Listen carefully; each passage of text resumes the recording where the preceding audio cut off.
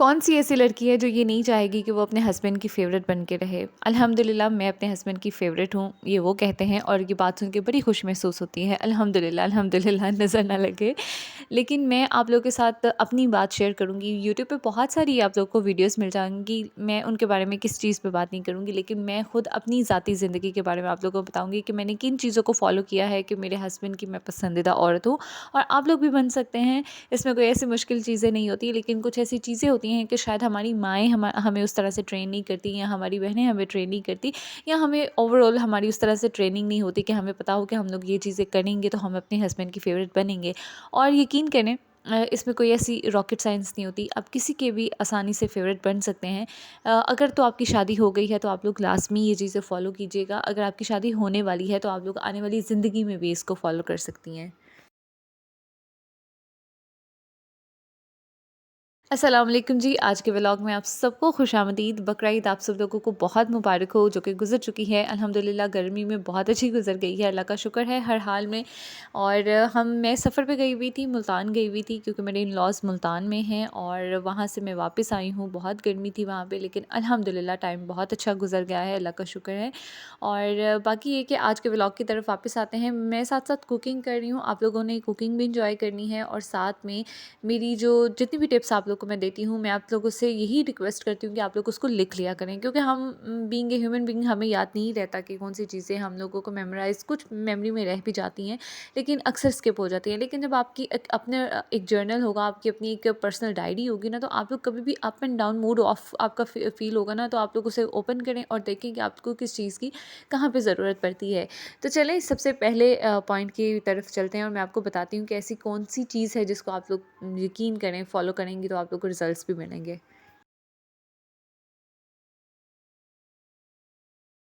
देखिए, आपकी शादी को 20 साल गुज़र गए हैं, 10 साल गुज़र गए हैं या 1 महीना गुज़रा है या आपकी शादी होने वाली है। आप ये चीज़ याद रखिएगा कि एक ह्यूमन बीइंग आप हैं, एक ह्यूमन बीइंग आपके हस्बैंड है और आप लोगों के ताल्लुकात मज़बूत होना बहुत ज़रूरी है। बहुत सारे आपके इर्द-गिर्द लोग होंगे जो कि एक कपल को खुश देखना नहीं चाहते। मैं किसी को स्पेसिफ़ाई नहीं करूँगी, लेकिन कहीं न कहीं काली भेड़ें होती हैं हर जगह पे जो कि एक मियाँ-बीवी को खुश नहीं देख सकती। तो सबसे पहले तो आप लोगों ने उनको मौका नहीं देना, आपने खुद से ये कोशिश करनी है कि जैसे अल्लाह ताला ने एक बहुत पाक रिश्ता इसको बनाया हुआ है ना, आपने इस पाक रिश्ते की उतनी ही इज़्ज़त करके इसको आगे बढ़ाना है।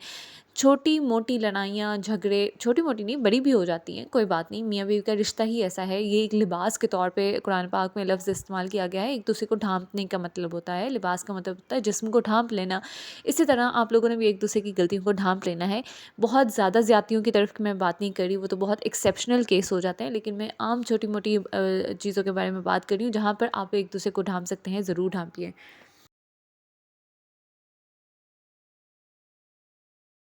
पहला पॉइंट ये है कि आप लोगों ने अपनी बेडरूम की बात कभी भी बाहर शेयर नहीं करनी। आप लोग की पर्सनल बहुत अच्छी आप लोग की हस्बैंड वाइफ की है, आप लोगों ने बाहर बात शेयर नहीं करनी। ये वो रिश्ता होता है जो कि सबसे ज़्यादा नज़र में आता है।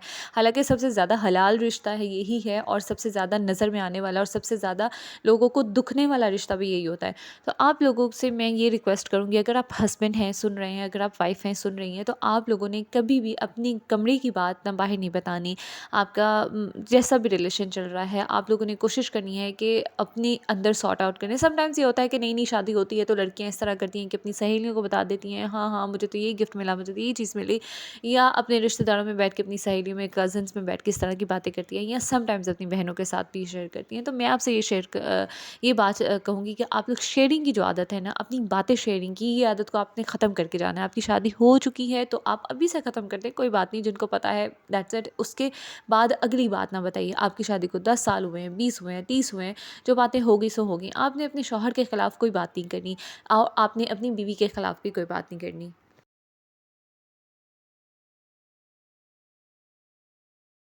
सेकेंडली देखिए शादी मैं आप लोगों को बताऊँगी एक दो मुख्तलिफ़ इंसानों के दरमियान की बात होती है, तो आप लोगों ने एक दूसरे की बाउंड्रीज़ की रिस्पेक्ट करनी है। नॉर्मली लड़कियों में ये टेंडेंसी ज़्यादा होती है कि शादी के बाद बहुत ज़्यादा टाइम मांगती हैं और टाइम मांगना कोई ऐसी बुरी बात भी नहीं होती है, और दूसरी तरफ हस्बैंड जो होते हैं वो स्पेस चाहते हैं। देखिए अल्लाह ताला ने ये दो मुख्तलिफ जोड़े रखे हैं। कभी भी आप देखेंगे अगर नेगेटिव चार्ज होगा ना, वो नेगेटिव चार्ज की तरफ कभी अट्रैक्ट नहीं होता। एक ऑपोजिट और नेगेटिव जो दो मुख्तलिफ चार्ज होते हैं ना, वो एक दूसरे की तरफ अट्रैक्ट होते हैं, यानी कि दो मुख्तलिफ क़ुव्वतें जो होती हैं ना, एक दूसरे की तरफ अट्रैक्ट होती हैं। इसी तरह हस्बैंड वाइफ भी दोनों मुख्तलिफ जेंडर हैं, दोनों एक दूसरे से अलग तरह से वो जो अट्रैक्ट होते हैं। आप लोगों ने उनको ये समझने की ज़रूरत है कि अगर आप बीवी हैं तो आप लोगों को ये समझना चाहिए कि एक मर्द की ज़रूरियात डिफरेंट होती हैं, उसका एक सिटिंग स्टाइल डिफरेंट होता है। आप लोगों ने थोड़ी-सी बाउंड्रीज़ की रिस्पेक्ट करनी है। ये नहीं कि हर टाइम उसके सर पे चढ़ के बैठी रहें ताकि वो भी आपसे उकता जाए और आपसे जान छुड़ाने वाली बात करें।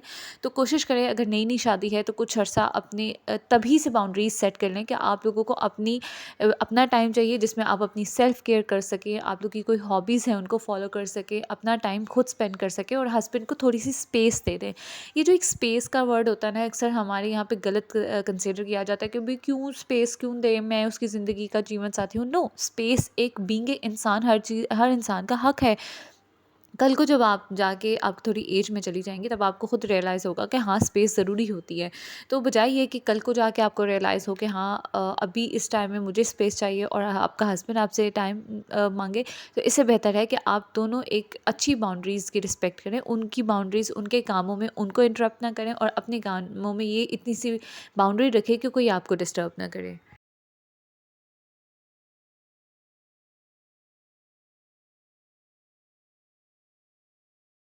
तीसरी चीज़ मैं आपसे कहूँगी कि जहाँ मोहब्बत होती है ना, वहाँ पे लड़ाई झगड़े होते हैं, लेकिन आपने कभी भी डिसरिस्पेक्ट नहीं करनी। मैं अपनी ज़िंदगी की एक बात बताऊँ कि मेरी शादी को अल्हम्दुलिल्लाह अल्हम्दुलिल्लाह 4 साल हो गए हैं और इन 4 सालों में मैंने कभी भी अपने हस्बैंड के सामने ऊँची आवाज़ में बात नहीं की और ना उन्होंने की है।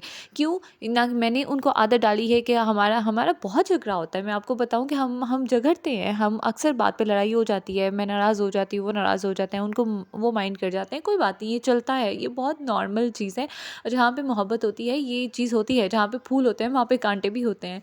तो फिर आप लोगों ने ये चीज़ समझनी है कि लेकिन कभी किसी की डिसरिस्पेक्ट नहीं करनी है, अपने हस्बैंड की या आपने अपनी वाइफ़ की। जहाँ पे आपने अपनी ज़ुबान ऊँची की, अपना जो आवाज़ है ऊँची की, वहीं पे रिश्ते ख़राब होने लग जाते हैं। देखिए, इज़्ज़त का जो फैक्टर है ना, वो मोहब्बत पे हावी हो जाता है। तो आप लोगों ने कोशिश करनी है कि जितना भी लड़ाई झगड़ा हो, इट्स ओके। एक अगर पर्सन किसी टाइम गुस्से में है ना, तो दूसरे को चुप कर जाना चाहिए। नॉर्मली हमारे यहाँ पे ये होता है कि हम क्यों पीछे रहें, मैं तो फन्ने हाँ बन के आगे बोलूँगी, इसकी ज़रूरत कैसे हुई, इसने मुझे ऐसे कहा। नहीं, आप वक़्त की नज़ाकत को समझें, बात की नज़ाकत को समझें। अगर वहाँ पे आप चुप हो सकती हैं तो चुप हो जाएँ। आपको रिश्ता बचाना है, ये बहुत अनमोल कीमती रिश्ते होते हैं। आजकल के जो, जैसे मैं अक्सर बात करती हूँ कि जो दजाली दौर चल रहा है ना यहाँ पे रिश्तों को बचाना बहुत ज़्यादा ज़रूरी है।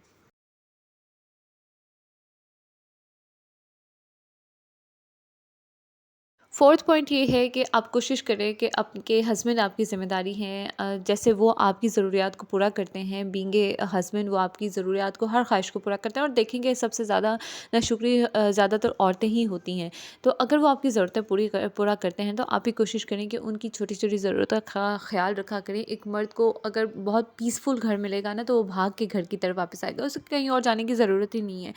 ना सिर्फ मेंटल पीस जो है वो आप दे सकती हैं, एक औरत में अल्लाह ताला ने एक प्रोटेक्शन रखी है इस तरह की कि मर्द भाग के उसके जो है ना पनाह लेता है। तो आप लोगों ने घर का माहौल इस तरह से रखना है कि उसको मेंटल पीस फील हो। तो कोशिश करें कि जैसे उन्होंने आपको तस्लीम किया है, आपको एक्सेप्ट किया है एज़ अ रिस्पॉन्सिबिलिटी, तो उनकी जो रिस्पॉन्सिबिलिटी है ना वो भी आप उठाएँ, उनके छोटे-छोटे काम आप खुद कर दें जो आप कर सकती हैं और अब वो काम आपकी नंद को, आपकी सास को या आपकी भावज को या किसी को भी ना करने पड़े। अच्छा, फिफ्थ वाला जो पॉइंट है ना, ये बहुत ज़रूरी है। जब आप अपनी बाउंड्रीज़ मेंटेन करती हैं, स्पेस देती हैं अपने हस्बैंड को, तब आपको भी स्पेस मिलती है। उसी टाइम में आप लोगों ने खुद पे इन्वेस्ट करना है। अपने आप को बनाओ सिंगार में रखें, अब खूबसूरत बन के रहें। देखिए, बाहर जाते हुए हम लोग जितना टाइम निकालते हैं, ज़्यादा से ज़्यादा 10 मिनट लगते होंगे, 20 मिनट लगते होंगे हमें रेडी होने में। वही 10 से 20 मिनट आप लोग अपने हस्बैंड के आने से पहले खुद को प्रिपेयर कर के खुद तैयार होकर रहें अच्छे से।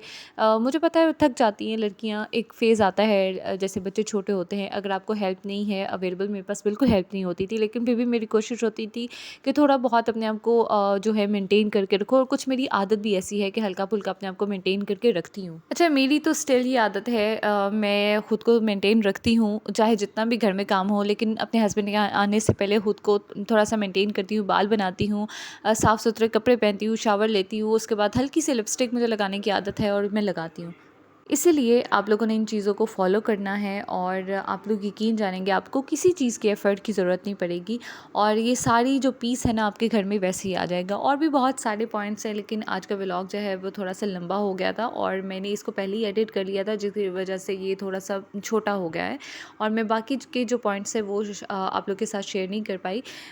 तो आप लोग इन चीज़ों को फ़ॉलो कीजिएगा, उसके बाद देखते हैं आप लोग का प्यार मिलता है तो मैं आप लोग के साथ जो बाकी पॉइंट्स हैं जो कि मैं खुद फ़ॉलो करती हूँ, मैं आप लोग के साथ ज़रूर शेयर करूँगी कि अगर आप लोग भी उन चीज़ों को फ़ॉलो करेंगे तो आपके घर में भी बहुत ईज़िली पीस बना रहेगा। और यकीन करें कि मैं अल्लाह का जितना शुक्र अदा करूँ उतना कम है। बहुत ज़्यादा मोहब्बत करने वाले शौहर आपको अगर मिलते हैं और आप में लड़ाई झगड़े होते हैं, जो कि होना नॉर्मल सी बात है, लेकिन उसको सर पे ना चढ़ाएँ और अपने रिलेशन को सेव रखें। बाकी ये कि आप लोगों का बहुत शुक्र। इन चीज़ों को बड़े प्यार से टैकल करने की ज़रूरत है, ना कि गुस्से में आके रिलेशंस को ख़राब करने की। बाकी ये आज के व्लॉग में ये 5 टिप्स जो हैं बहुत कंसाइज़ सी हैं, इनको फ़ॉलो करेंगे तो आपको बहुत अच्छे रिज़ल्ट्स मिलेंगे इंशाल्लाह। और आप लोगों से मैं इंशाल्लाह नेक्स्ट वाले व्लॉग में मिलूँगी। और अगर आपको ये पसंद आता है तो आप लोगों ने पार्ट 2 लास्ट में लिखना है, ताकि मैं इसके बाद जो है मज़ीद आपको अपनी लाइफ़ के टिप्स आपको बता सकूँ और दे सकूँ। अपना बहुत सारा ख़्याल रखिएगा। अगर अभी तक आप लोगों ने मेरे चैनल को सब्सक्राइब नहीं किया हुआ तो प्लीज़ मेक श्योर कि आप लोग मेरे चैनल को सब्सक्राइब करें और लाइक ज़रूर करिएगा। अपना बहुत सारा ख्याल रखें। आप लोगों से मुलाकात होती है नेक्स्ट व्लॉग में। Till then take care. अल्लाह हाफ़िज़।